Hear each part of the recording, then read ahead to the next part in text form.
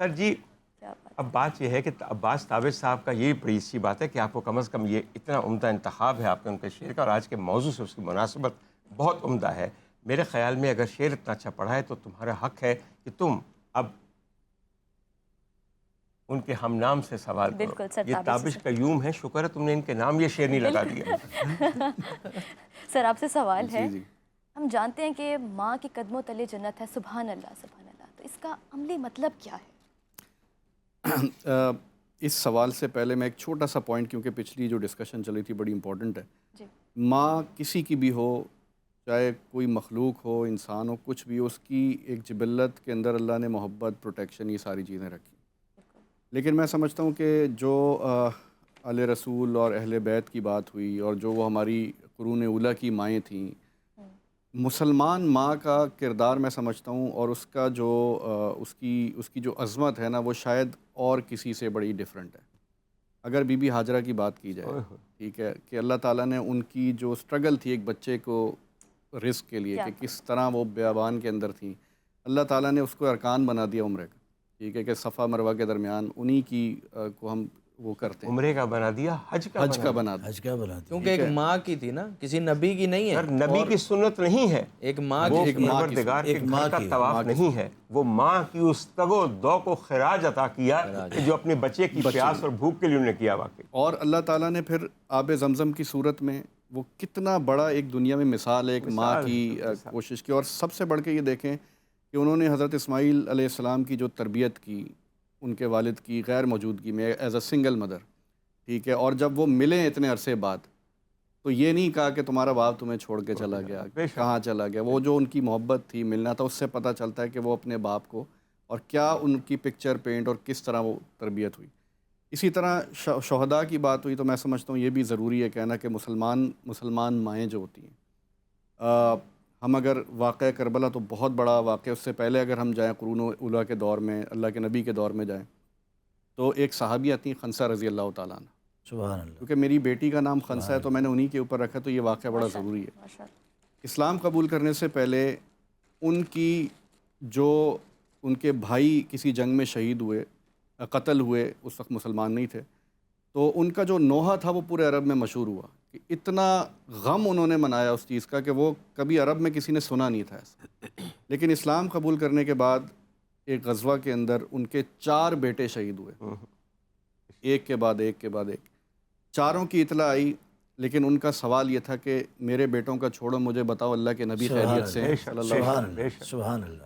یہ جو کردار مسلمان ماؤں کا تھا، انہوں نے اپنی اولاد سے بڑھ کے اللہ اور اس کے رسول سے محبت بہت اور ان کے راستے میں اپنے بچوں کو قربان کرتی چلی گئی. اور آج تک ہم اگر اٹھا کے دیکھیں تو یہ کہنا ضروری ہے کہ آئے روز ہمارے ملک کے جوان جو شہید ہو رہے ہیں سرحدوں پہ، بارڈرز کے اوپر، یہ بھی پاکستانی مائیں جو کلمے کے نام پہ ملک بنا، اپنے لخت جگر کو انہی لشکروں، انہی قافلوں کے اندر جو احد سے لے کے بدر سے لے کے کربلا تک اور اس کے بعد آج تک جو قربانیاں مسلمان مائیں دے رہی ہیں اسلام کے لیے، میرا خیال ہے ان کو خراج تحسین ہمیں پیش کرنا چاہیے، انتہائی زیادہ دینا چاہیے سر. بالکل. اور یہ جو آپ نے بات کی ماؤں کے قدموں تلے جنت ہے، تو میں سمجھتا ہوں کہ یہ حقیقت میں اگر ہمیں سمجھ آ جائے اس کا مفہوم، تو بڑے بڑے مسئلوں سے ہم آزاد ہو جائیں، بڑی بڑی رحمتیں برکتیں آ جائیں کہ ہم اپنی ماں کی عزتیں کرنا شروع کر دیں، ہم دوسروں کی ماؤں کی عزتیں کرنا شروع کر دیں.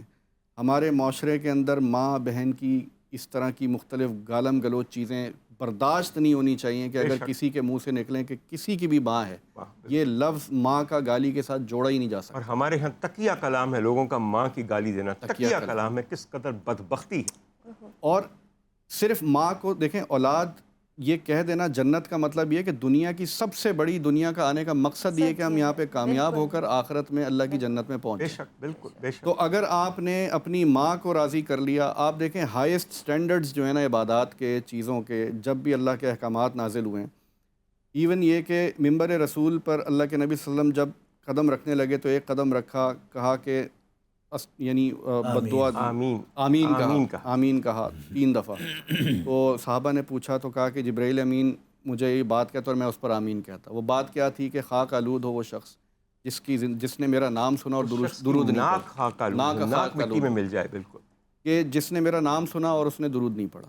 سب سے پہلے انہوں نے کہا، برا نہ مانیے گا جی جی میری جی بات جی کا ضرور سر، آپ سب سے تصحیح کریں۔ پہلے سرکار نے کہا کہ حضرت جبرائیل نے میں آمین کہا کہ وہ رمضان کا مہینہ مہینہ ہے، پائے اور بالکل۔ اپنی عبادتوں سے اپنے رب کو راضی نہ راضی کر نہ راضی کر نہ سکے۔ کر سکے، اس کے بخشش بعد نہ کہ کرو۔ اپنی ماں کو پائے اور اس ہاں کی جی، دعاؤں کا بالکل، حقدار نہ قرار پائے، اور پھر خدمت نہ کہا کر سکے۔ کہ میرا نام اس کے سامنے لیا جائے اور وہ اور درود وہ نہ درود نہ پڑے صلی اللہ علیہ وسلم۔ تو بے شک یہاں سے آپ اندازہ لگائیں کہ جب بھی مسلمان صحابہ کرام اپنے یعنی اسلام قبول کرتے، تکلیفیں آتی، مشکلات آتی، اس وقت بھی یہ کہا کہ ٹھیک ہے تم اللہ کی اطاعت کرو، اسلام تم نے قبول کرنا ہے، لیکن اس وقت بھی ماں باپ سے بری طریقے سے پیش نہیں آنا۔ انہوں نے کسی کے لباس اتار لیے، کسی کے جوتے اتار لیے، ہجرت کر لی، لیکن کہیں آپ یہ نہیں سنیں گے کہ غصہ بدلہ ماں باپ سے، کوئی ماں سے جو ہے نا وہ لیا۔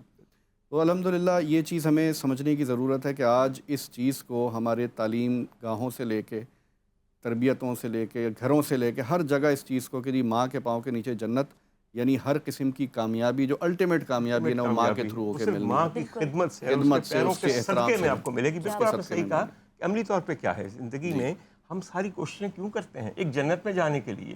جنت میں جانے کا طریقہ یہ ہے کہ ماں کی ماں ایسی کی خدمت کی جائے، اس کے بالکل، پیروں کو چوما جائے بالکل۔ اور واقعتاً اسے سمجھا جائے کہ میری جنت جو ہے ماں یہ کو میری دیکھ ماں کے کے قلبوں اسمائل کے کر قریب۔ لی جائے نا، بے آپ شک، نے حج بالکل کر لی۔ بالکل۔ کتنی سر جی خوبصورت ایک بات ہے۔ ماں کا ذکر میرا بہت کرتا ہے دل اس وقت کرنے کو، اور وہ یوں ہے کہ میرے سرکار ایک خاص رخ پہ کھڑے ہوتے تھے اور کہتے تھے یہاں سے مجھے خوشبودار ہوا آتی ہے۔ وہ رخ تھا یمن کی طرف، اور یمن میں بھی خصوصی طور پہ قصبہ کرن کی طرف، اور وہاں پہ ایک صحابی، میں ان کو صحابی اس لیے کہتا ہوں کہ سرکار نے بھی ان کو یہ کہا، میرا جو ذکر ہے اس وقت حضرت اویس کرنی کی طرف رضی ہے۔ اللہ عنہ۔ حضرت اویس کرنی کی محبت کا یہ عالم تھا کہ کیا بات۔ ایک دندان مبارک شہید ہوا غزوہ احد میں تو سارے دانت توڑ لیے کہ ہونا ہو یہ دانت ہو، نہیں مجھے لگتا ہے یہ والا ہے۔ اور جو محبت کا عالم اس طرح جانتے ہیں، آئے کیوں نہیں ساری زندگی میں ملنے کے لیے کہ ماں بیمار تھی، ان کو چھوڑ کے آ نہیں سکتے تھے۔ اور پھر سرکار نے ان کے لیے ایک کہا تھا کہ ان کو کہو کہ میری امت کے لیے دعا کریں کہ جو ماں کی خدمت کرتا ہے اس کی دعائیں وہ مستجاب الدعا ہے۔ امت کے لیے دعا کرنے کے لیے کہا، اور میں آپ اسی طرح جانتے ہیں کہ اپنا ترکہ جو ایک کرتا ہے وہ ان کو بھجوایا حضرت ابو بکر صدیق، حضرت عمر کے ہاتھوں۔ میں آپ لوگ شاید سمجھ رہے ہوں کہ شاید کہیں کہیں غلطی بھی ہو سکتی ہے۔ عقیدت میں، محبت میں ہر چیز جائز ہے، روح ہونی چاہیے اصل بات کی۔ نہ میں وہاں پہ تھا نہ آپ وہاں پہ تھے، تو تنقید سے پہلے ایک ذرا سوچ لیجئے کہ ہماری نیتیں کیا ہیں۔ حضور جاتے جاتے یہ ہماری آخری بریک ہے جو آپ کے ساتھ ہے، ایک بات آپ اور ایک فرحان بھائی۔ ڈاکٹر صاحب، سب سے اہم بات یہ ہے کہ جب تک گھروں میں ماؤں کا احترام باقی تھا، گھروں کے اندر غوث، کتب، ابدال پیدا ہوتے بے تھے۔ شک کیا بات ہے، بے شک بے شک۔ جن گھروں کے اندر ماؤں کا احترام باقی تھا، انہی گھروں میں داتا علی حجویری، خواجہ معین الدین چشتی اجمیری، بابا فرید الدین گنج شکر، حضرت بہاؤالدین زکریا ملتانی، میاں شیر ربانی، سلطان الفقر حضرت سلطان باہو، اور یہ تمام اولیاء کاملین پیدا ہوتے رہے، یہ ماؤں کے احترام کے سبب سے۔